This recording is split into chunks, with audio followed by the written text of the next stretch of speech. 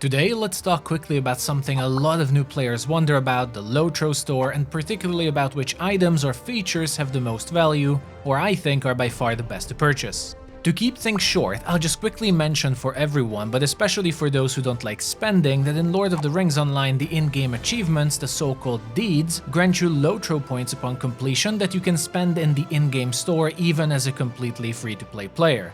A plugin called the Deed Tracker is an excellent tool to show you all the different deeds you can complete and even show the overall Lotro points they reward, which is incredibly useful overall if you want to complete a lot of deeds. You can check out my plugin video about it if you want the tutorial. And finally, remember that for these deeds, the Lotro points they reward are repeatable on every character, which means technically you can learn and memorize a new character route to farm deeds in, let's say, Arid Luin, and keep deleting and recreating a character to farm up points for a purchase you were eyeing with. Now, I'm not going to go into the VIP system in this video, but I recommend reading through what it gives on the website and what is the difference between a free-to-play or a premium player, as you can achieve that rank permanently even if you spend at least $1 in Lotro. One super important part everyone needs to know regarding the shop is that in Lotro there are basically 3 categories of items you can purchase: character-bound items, server-wide items, and account-wide items. This is vital to know each time you make a purchase to make sure you're not wasting your points or your money by misunderstanding something. Character-bound items are for that one character only that you make the purchase with or you start using the item with, like buying the experience disabler or traveling skills. Server-wide items are stuff you can mail or exchange between all your characters on the server, stuff like carry-all bags, universal toolkits, or cosmetic items. And account-wide features are like inventory space purchases, account-wide mount speed, wardrobe slots, shared inventory slots, and so on. So just make sure you research this before you buy something. The very first purchase that I would recommend is by far the cheapest thing you can do, is buying the Return to Lalia's Market Traveling skill in Bree, which you can find in the market house on the main square of Bree. This item costs only 3 mithril coins that you can buy 5 of in the store for as little as 50 Lotro points. This is a one character only purchase, but it will give you a traveling skill that you can use to return back to the storehouse in the town of Bree, giving you an additional super convenient teleport to one of the game's main hubs. There are some characters like hunters, wardens, and mariners who get traveling skills for free, but for everyone else these are pretty huge quality of life purchases you can get to save overall time. Since we're in the traveling section, let's also check the store in the character, maps, and skill section. Here there are 3 things that I would recommend based on your preference. First, you can purchase multiple milestone destinations. This is your Hearthstone if you come from World of Warcraft, but it's your ability to connect your character to certain towns in the game that you can then teleport to every hour. This gives you multiple locations you can be connected to at the same time. This is unfortunately also a one character only purchase. The second are the travel skills. Don't mix them with the travel maps. Those are a one-time only item, but travel skills are proper abilities you learn permanently for multiple teleports, but once again are one character only. The third purchase I think that's really good here is on the Milestone Skills tab, the Expedient Traveler and the Hurried Traveler upgrades. While these are also one character only, what they do is they can decrease the cooldown time of your travel skills and milestone skills from 1 hour all the way down to 5 minutes, which makes it super worth it on your main characters for faster traveling. Next recommendation is also focused on traveling, and it is in the Collections, Riding Traits, and Bundles tab. Here you can purchase different mounts and riding skills, and I would particularly recommend the account-wide purchases like the Journeyman riding trait that will increase every single mount on your account to a plus 78% movement speed mount. This is an account-wide purchase and I don't think it needs further explanation. So this section is probably my favorite and I think are by far the biggest quality of life you can get for yourself in Lotro.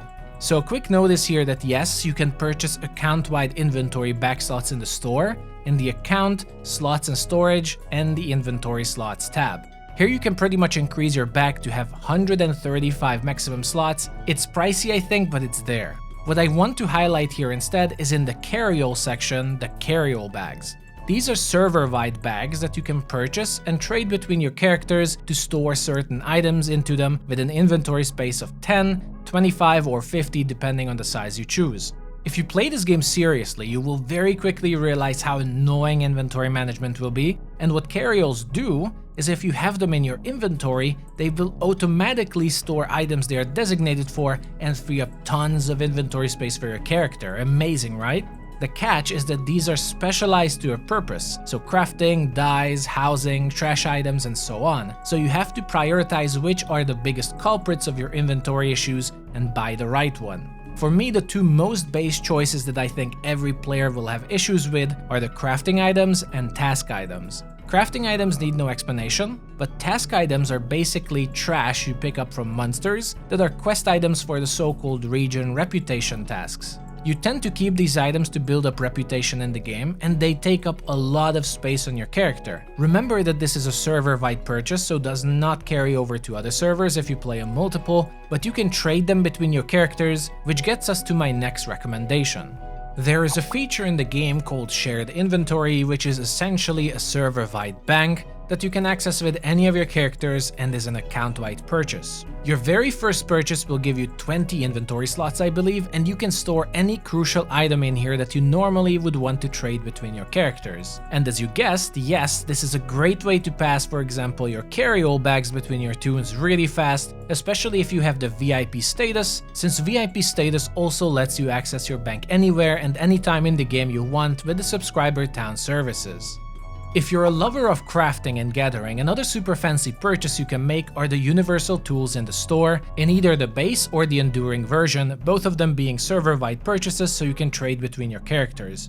Both of these tools increase your crafting critical chance for better items, and they also both decrease your harvesting duration in the world, the base one by 3 seconds and the enduring by 4.5 seconds. I personally recommend the enduring toolkit here, but in the end this depends on how much you value your time and that minus 1.5 seconds each time you bump into a harvesting node, so make your own decision here. Finally, my last recommendation, which is going to be a hit or miss depending on what kind of player you are, the Experience Disabler, otherwise known as the Stone of the Tortoise. This is an equipable item, unfortunately one character only purchase as it binds to you, and what it does is it disables all leveling specific experience gain and will keep your character on whatever level until you unequip it.